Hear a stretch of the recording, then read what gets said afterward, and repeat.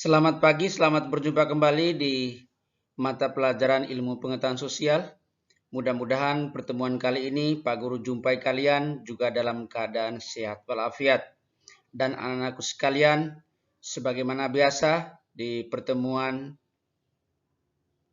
kali ini kita awali dengan sama-sama kita bermohon, kita berdoa kepada Yang Kuasa agar kiranya dalam pembelajaran kali ini, khususnya pertemuan yang keempat hari ini, kita dilindungi dan pelaksanaan kegiatan pembelajaran kita bersama dengan Yang Maha Kuasa, sehingga kelak nanti hasilnya dapat bermanfaat untuk diri kita sendiri dan juga untuk orang lain. Berdoa kita mulai.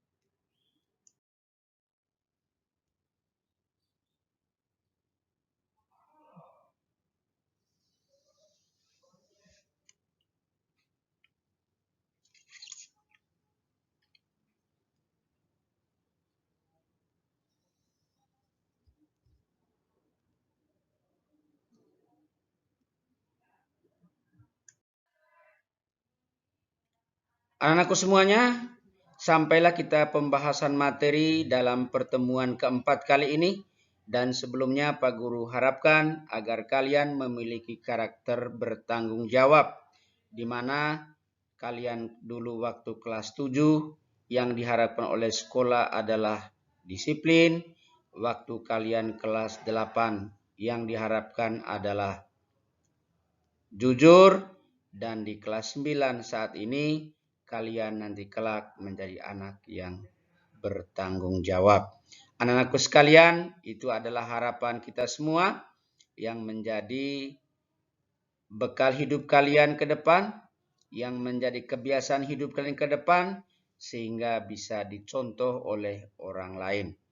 Dan bicara materi kita hari ini, bicara benua Australia. Benua Australia sekaligus sebuah negara. Anak-anakku sekalian, benua Australia berada di belahan bumi selatan.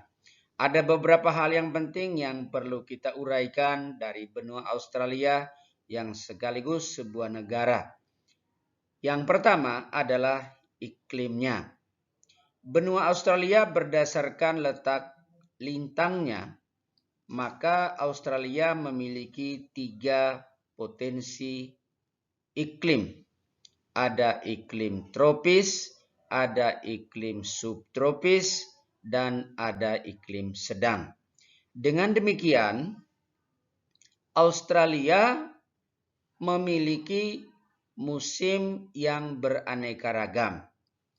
Ada musim hujannya, ada musim kemaraunya, kemudian ada musim panasnya, ada musim dingin, ada musim semi, ada musim gugur. Beraneka ragamnya musim ini itu diakibatkan oleh iklimnya tadi. Pak Guru ulangi lagi, iklimnya adalah tropis, subtropis, dan sedang. Yang kedua, anak-anakku sekalian, bentuk muka bumi Australia. Tidak beda juga dengan negara lain, cuman kelebihan Australia itu nanti dia memiliki dataran yang sangat tinggi yang tidak mempengaruhi atau tidak mendapat pengaruh efek dari angin darat dan angin laut, khususnya plato.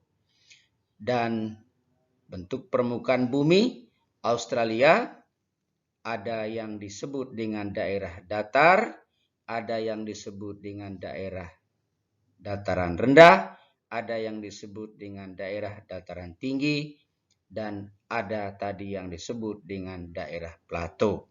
Dari daerah plato ini daerah yang tidak memiliki efek yang pengaruh dari adanya angin laut dan angin darat. Sehingga di situ tidak memiliki kehidupan, khususnya tumbuh-tumbuhan yang sifatnya permanen. Yang berikutnya anak-anakku sekalian adalah kondisi geologi Australia. Memiliki sejumlah potensi sumber daya alam.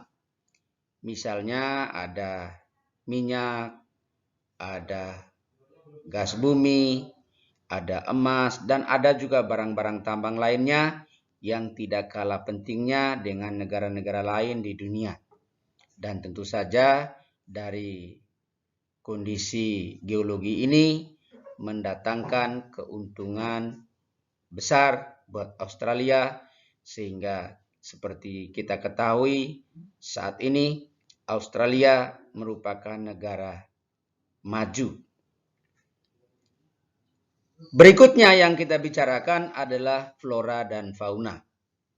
Sebagai negara yang luas, yang tadi terdiri dari sebuah benua kecil, maka Australia 80% wilayahnya terdiri dari tanaman yang disebut dengan tanaman bunga. Kemudian juga ada di situ binatang-binatang yang tergolong mamalia, ada juga di situ binatang-binatang yang tergolong reptil, dan di Australia memiliki katak yang sekaligus merupakan khas Australia.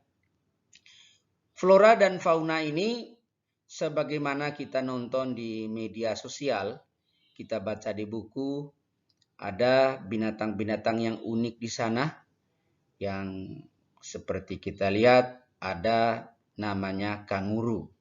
Kanguru itu binatang berkantong. Jadi kanguru itu kalau sudah melahirkan anaknya, untuk induknya bisa berpindah ke sana kemari. Anaknya yang belum bisa jalan, maka dia akan masuk ke dalam kantongnya. Dari itu binatang khas Australia. Walaupun di Indonesia juga punya binatang seperti itu, tetapi secara fisik dia berbeda. Seperti yang terdapat di Irian Jaya, kanguru juga kita punya. Cuman dari ukuran fisik lebih besar yang di Australia daripada yang di Irian Jaya. Anak-anakku sekalian, bicara kondisi penduduk, Australia pertumbuhan penduduk alaminya 1,15%. Bila dibanding dengan Indonesia 3,1 bahkan sampai 3,2%. Sangat jauh. Dan 89% penduduknya tinggal di kota. Kalau kita di Indonesia ini angka seperti itu, banyak yang tinggal di desa. Jadi artinya masyarakat Australia itu dimanapun masyarakatnya berada, tentu saja daerah itu sudah tergolong maju. Itu artinya tadi 89% penduduknya tinggal di kota. Jadi dimanapun masyarakat itu berada, berarti daerahnya tergolong maju. Kalau kita punya di Indonesia, kenapa lebih besar angka penduduknya yang tinggal di desa?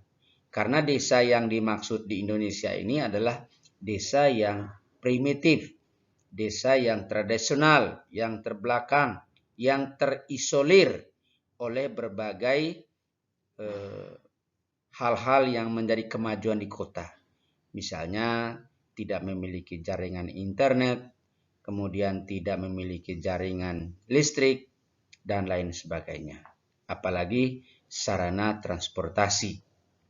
Sehingga kalau di Indonesia ini, ya mungkin bisa terbalik. Angka 89% tadi kalau di Australia adalah kota, kita mungkin lebih banyak di desa. Untuk penduduk Australia, suku bangsa aslinya disebut dengan suku aborigin. Ciri-cirinya rambutnya keriting, kemudian kulitnya hitam. Nah, suku aborigin ini adalah penduduk aslinya. Sedangkan penduduk yang lain Australia adalah penduduk imigran dari berbagai belahan benua di dunia, bahkan dari berbagai negara tertentu.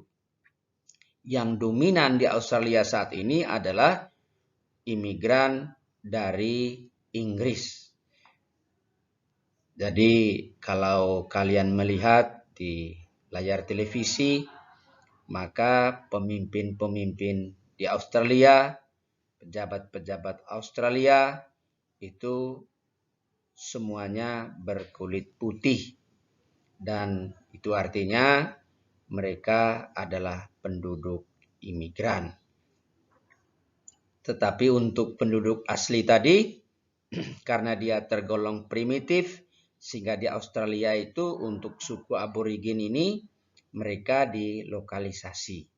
Mereka memiliki tempat khusus dan sampai saat ini kita melihat di media sosial, tidak pernah kita melihat penduduk asli Australia itu yang tampil sebagai pejabat tinggi Australia.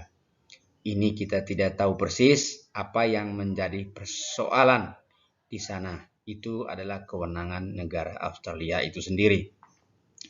Anakku sekalian, barangkali itu materi singkat yang Pak Guru sampaikan pada hari ini.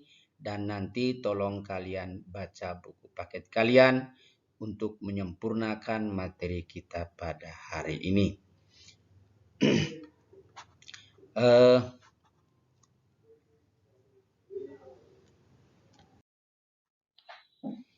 Di akhir pertemuan kali ini, harapan Pak Guru, kalian nanti bisa menonton video ini dengan baik. Kemudian kalian juga bisa membaca buku pelajaran IPS kelas 9. Dan nanti juga kalian mengerjakan tugas yang Pak Guru kirim hari ini. Kerjakan tugas itu sebaik mungkin dan lengkapi seluruh identitas kalian di lembar jawaban kalian. Karena identitas kalian juga adalah bagian dari proses penilaian Pak Guru. Lengkap identitas kalian, maka sempurnalah nilai yang kalian miliki. Anakku sekalian, kita akhiri pertemuan kita kali ini. Kita berharap kiranya Tuhan selalu menyertai kita. Selamat belajar, selamat mengerjakan tugas. Sampai jumpa di kesempatan lain di pelajaran yang sama. Salam sehat.